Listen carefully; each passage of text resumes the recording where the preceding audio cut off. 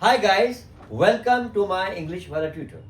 Now I am going to teach you consonant, vowels and article. So the basics of consonants and articles. So I'm writing on the board, you kindly note down and watch it. So now see, A, and the. But now we will go to this, two of the things. So A, now alphabets कितने होते हैं? So I write alphabets. Alphabets. How many? 26. Okay. So vowels कितने होते हैं? Vowels होते हैं 5. तो minus क्या कितने हो गए? 21. Now see, vowels. A is vowel. A के बाद क्या आता है? B, C. So I'm writing here. This is consonant. Consonants. Okay. So now the consonants here. B, C, D. फिर ये देखो ये E आ गया vowel. D, E, F, G, H, I, J, K, L, M, N, O vowel है. P, Q, R, S, T, U, V. Now see ये U भी इधर आ गया. A, E, I, O, U. R, S, T, V, W, X, Y and Z. Now see, अभी कितने alphabet है हमारे पास? 26. और वॉवल्स कितने हैं? 5. तो 5 वॉवल्स कौन से हैं? A, E, I, O, U.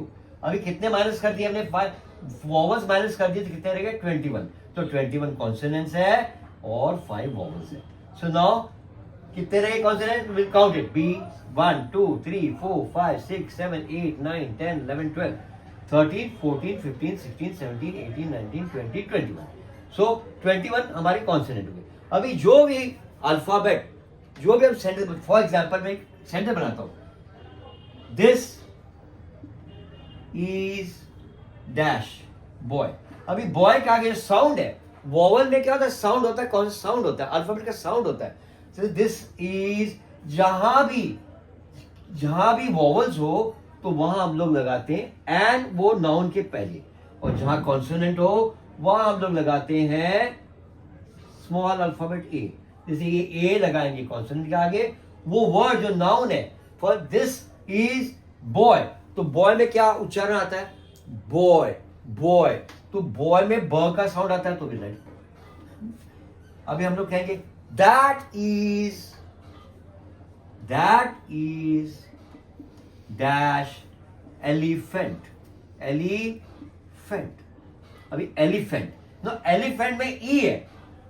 ई का स्पेलिंग एल के साथ जो जाता है वो एल हो जाता है. एल तो साउंड क्या आता है? एलिफेंट. एलिफेंट. एलिफेंट. तो यहां ए का साउंड आता है.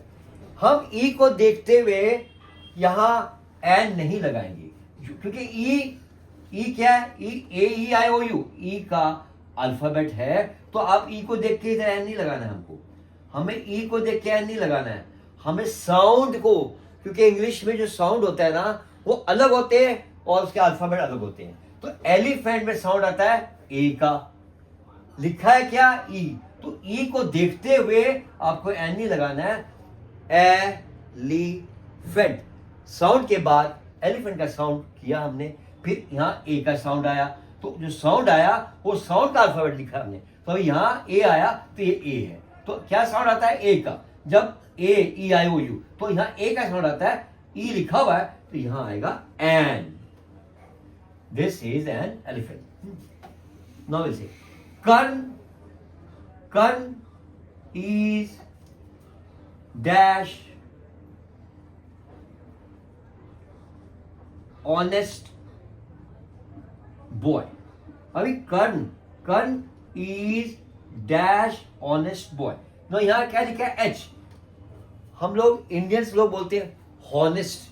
हॉनेस्ट नहीं है, ऑनेस्ट. तो ऑनेस्ट में क्या आया? ओ. ओ का साउंड है तो ये आ गया ओ. तो यहां लगेगा Karna is an honest boy. Honest boy. Fourth, I am, no, हम लिखेंगे that is dash university. University. अभी यूनिवर्सिटी में क्या आया? यू आया. तो हम यू को देखते, यहां भी यू है.